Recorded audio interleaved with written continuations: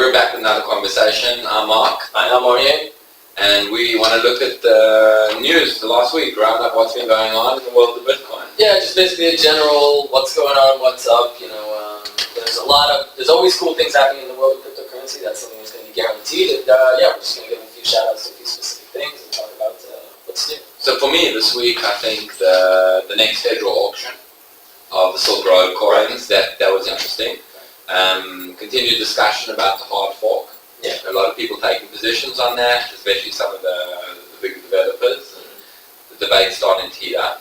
A lot of people were talking about the hard fork and just about the auction. I thought it was hilarious when I figured out when they were doing the last auctions. It's a governmental auction with cryptocurrency, and they're doing it on November the 5th, Guy Fawkes Day, which I thought was just this brilliant sort of, Remember the 5th of November. Exactly. They might not realise. They might not. They might just be coincidence. Could be. Is anyone watching, let's find out if they did it on purpose, because the only thing better than them doing it on purpose would have been doing it by accident, right? That would just make me so happy. Yeah. So happy. And it would definitely make Guy Fawkes happy to know that the fight is still being fought. The good people are still fighting against Parliament. V for Vendetta. Yeah. No copyright infringement. We don't claim any rights. Mark was trying to memorize the entire V speech, couldn't get it down, so we had to cut that. But maybe next time. We'll keep practicing. Yeah, keep practicing. Maybe in November. But 2,700 bitcoins, valued about 1.6 million. And then I don't know how many are left, but I know the bulk was sold the last time. And I think we had 4 buyers this time. I don't know, it's just something deeply ironic for me about the federal government auctioning of coins it took from the dark net. Yeah. I just like that a lot. I mean, it's really good. They've been taking cars from drug dealers. They've been selling in auctions, and now it's going to cryptocurrency. And then the price. I mean, we've got to talk about the price. We thought we'd see 600 already by last week. We got up to 590s. We saw the resistance there, and now we dropped back. And we've got a moving average that's strong, Bollinger Band established. So everyone's saying 570 is the new resistance, the new support. We should see it break through. We'll get there. Just thought it would have happened already. Yeah. It was after the drop, it was just everyone expected, all of us of faith, those of us who had faith, all expected it was going to go back up, and we're sure going to see a rise. And okay, this is a bump in the road and nothing more. It's a little bit slower than we thought, but we are definitely seeing a rise. And it's a consistent rise, and we're on the up, which is good. 100%. So take that to the bank. Right, exactly. Ye of little faith, right? Ye of little faith. Right. What else? Well, what did you see this week that was interesting? Like you said, the hard fork, which is always interesting. It's always just interesting. Not much has changed since we last spoke about it. They're just, essentially, for those of you who don't know the hard fork, we mentioned it, I think, in one of our earlier videos, but it's basically people are talking about that the blockchain size is just too small. It's too small for the transactions going to have it right now. I think at 1 megabyte. Yeah, they want to upgrade to 2 meg. They want to upgrade to 2 meg because, we're looking at the average transaction right now is between 500 and 700 gigabytes. So we and we're right down in the community, everyone's agreed that a 2 meg upgrade is necessary. Yeah. The big argument at the moment is about how do we implement it. We had segregated witness earlier in the year. Yeah. Attempted soft forks. The whole idea to roll out something, and then obviously all these rumors, talks about the Chinese pools demanding and forcing a 75% hard fork.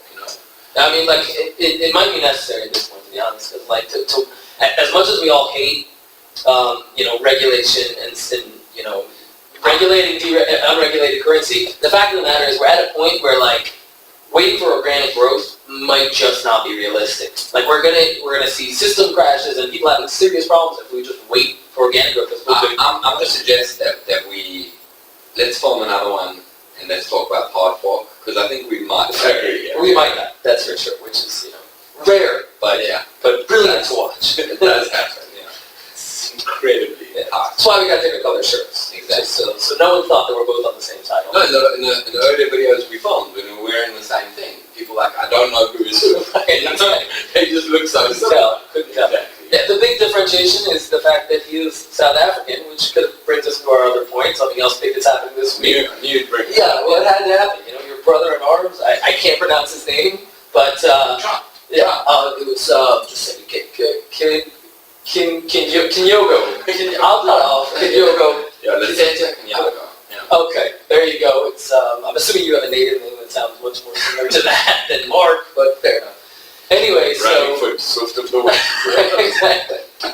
But essentially, he's the governor of the South African Reserve Bank, and they're now taking on talking about taking on blockchains and using. They announced it today in their speech. Yeah. Yeah. So That's very exciting. It's very exciting. It's like we're seeing this all around with the can't remember the names right now. The airplane. Lockheed Martin. Yeah, Lockheed Martin. Yeah. Thank you. We're seeing it with them also. Implementing it in government. Implementation using blockchains and cryptocurrency. It's Yeah, awesome. that's a great story, and I mean, Coindesk ran that first. That the federal government's established a research center using Lockheed Martin to analyze cryptocurrency and blockchain transactions. Yeah. So they can follow the money trail. Yeah, and they're even talking about, Lockheed Martin has a lot to do with the aerospace, defense, and all that stuff in America specifically, and they're working with an Estonian company whose, their name is Gartan, I think? Gartan, is it? Something like that. Yeah, so Gartan, they're an Estonian company, they're like 100 employees, like a small blockchain company, and they're working with Lockheed Martin for national security. That's a cool concept, No, there really is.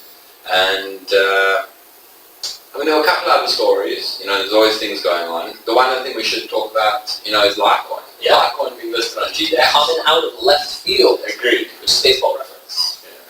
Yeah. I saw a movie about it. Field of Dreams. If you build it, they will come. Yes, Right? which is the exact premise of cryptocurrency.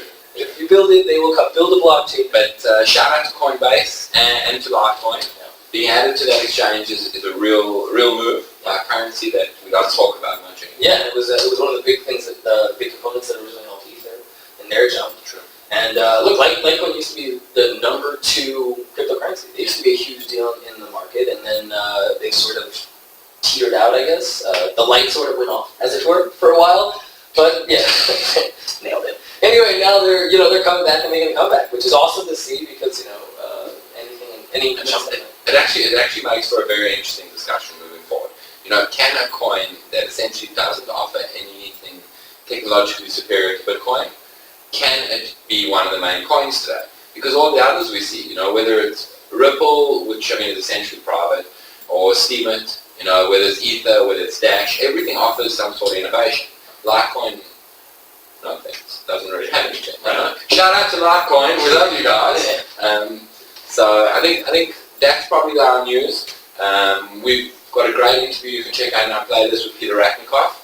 A whole bunch of new ones coming up, and keep watching for the news you can use in the world of cryptocurrency. Yeah, and keep chasing the Bitcoin dream.